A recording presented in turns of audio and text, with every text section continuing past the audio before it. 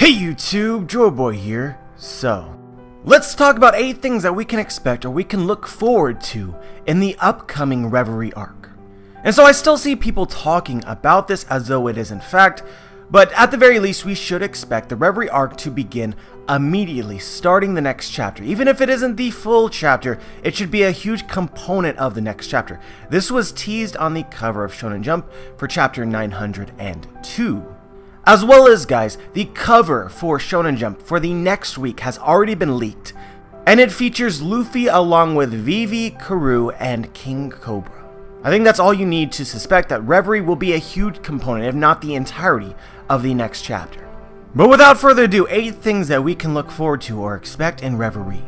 Number 1, I expect to learn about the state of the world. The Reverie is the Council of Kings, which discuss the current events of the world. They should be talking about all the people of interest to the world and its safety, and all the problems that the world government does not wish to hide or shush. And maybe we should expect a little bit of that anyway. And so this first point is kind of vague because it really exists to talk about some of the characters that aren't typically associated with the Reverie. I'm talking about characters like Aokiji, characters like Blackbeard, Kaido. I expect that there will be a lot of little points brought up during the Reverie that will only increase our hype and excitement for the future of the story. And one character of interest, and one that I feel like is definitely going to be highlighted during the Reverie, leads us straight into point number 2, which is discussion about Luffy, and a possible real-time increase in his bounty. Here's the facts, guys. The Straw Hat Pirates have only been relevant to the world for about 2 years. The last Reverie was held 4 years ago, and in these 2 years of being a pirate, the Straw Hats have done more perhaps than anybody else aside from the Revolutionary Army in specifically harming the world government, from attacking Enies Lobby, to Impel Down, freeing many prisoners, taking down multiple Shichibukai, fighting the full brunt of the Marines and the world government in Marineford, and once it was completed, leaving a message to the world that a new age was coming. This is a person who is the grandson of the hero Garp, the son of the most wanted man in the world, Dragon, the adopted brother of Ace, the son of Gol D. Roger, somebody who is strongly connected to Gol D. Roger's right-hand man, the Dark King Silvers Rayleigh. Luffy will certainly be somebody that the kings at the Reverie discuss as a potential threat to the world in just a few years' time. And guys, it's even possible, as they are talking about him, news begins to break that Luffy personally snuck into Whole Cake Island, the territory of the Yonko Big Mom, and lived to tell the story. Big News Morgans is free and leaving Whole Cake Island. He intends on reporting the news. The Reverie and the world might soon take more notice than ever of these Straw Hat Pirates and their potential. And so I don't expect the entire crew to get a bounty raise from the events in Whole Cake Island, but I do think that it is possible for Luffy. And if this news breaks during the middle of the Reverie, it's quite possible we find out his new bounty before the rest of the world. But I think what's most interesting about the discussion that is definitely going to surround Luffy is that there will be many various perspectives from the different kings that are attending the Reverie, because Luffy has fostered good relationships with several kings, having saved them from imminent threats. We're talking about Alabasta of Sakura Kingdom and Dressrosa.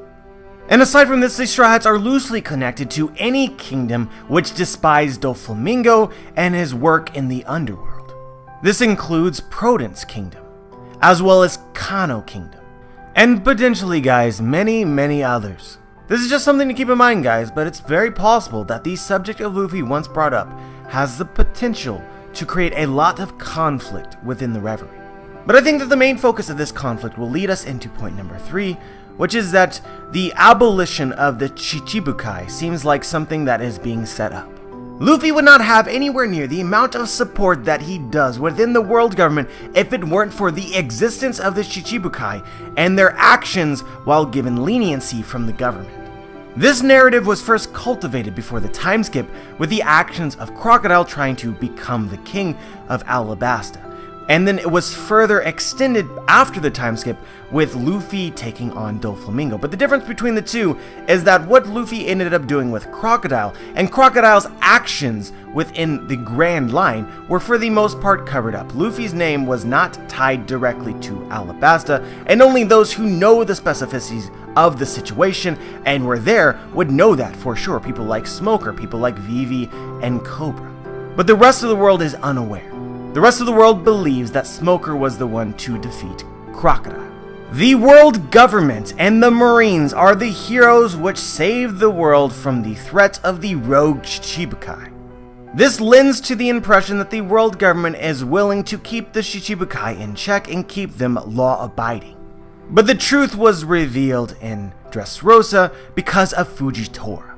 Fujitora announced, exploiting the system of the 7 Shichibukai, that vile pirate, made himself the king of a country and its lands, subjugated none other than the world government itself. I ask most humbly for your forgiveness.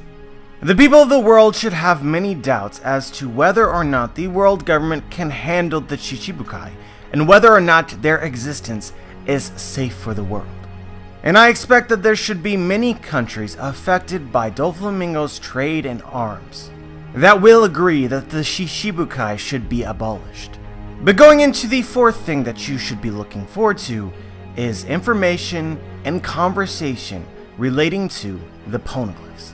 King Cobra of Alabasta himself said this: ever since the day I met Nico Robin, there's been something I've wanted to ask the world government. If I get the chance, I would like to learn all those years ago, what in the world did the king of the Nefertari clan do to this world? While I do not expect the world government to answer this question, the consequences of this question might be very extreme. And there's always the potential that we can learn little nuggets of actual truth. But I think that this leads us into point number 5. In fact, the last 3 points have led into point number 5, which is it's very possible we see division within the world government. From the different perspectives on Luffy and the Shichibukai, conversation of the Poneglyphs, and even further than this, the Reverie is inclined to confrontation and conflict to begin with between the various member nations. How will this all play out? People will have some serious doubts about the world government and the Marines. They will question their leadership. And an oppressive organization whose leadership is being questioned can act in very dramatic ways. I definitely think that we should fear for the kingdom of Alabasta. Simply bringing up the Poneglyphs might be an inexcusable offense. Or anybody who wants to stick up for Luffy's actions. What will the world government potentially want to do to them? We also know that the world government needs the Shichibukai. They've decided they need the Shichibukai, so all of these nations clamoring for their abolishment. How will the world government handle that? You have the world government and the Marines' agenda, and the agenda of the world, and I could see that coming to a head, potentially leaving the world government fractured. But now let's talk about point number 6 and number 7. I'm separating them out into 2 separate parts, but it really conveys the same idea. The people of Ryugu Kingdom and Fishman Island are attempting to relocate themselves to the surface to live under the sun as they dream for and as their ancestors had dreamed for. It has taken many years to reach this moment in time where something like this is possible, because the relationship between humans and fishmen has not been good. Even to the present day, mermaids are still wanted for capture, to be put into slavery, and specifically purchased by world nobles, the rulers of the entire world and the world government. These celestial dragons and many other people have made their stance on fishmen clear. They don't view them as fellow people, they view them as a lesser species. Disgusting people of the sea fish. In order to achieve their dreams, the fishmen really only have 2 options.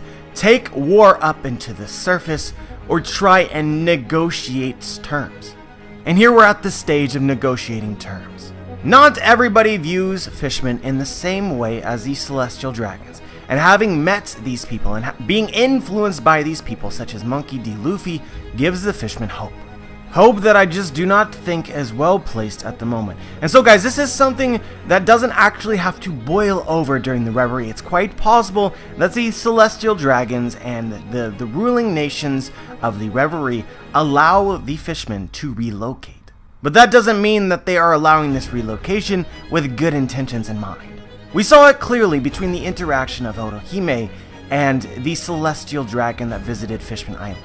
Fisher Tiger scaled the Red Line and freed all of the slaves he could find, including many mermaids and fishmen. This celestial dragon and probably many others want these slaves returned.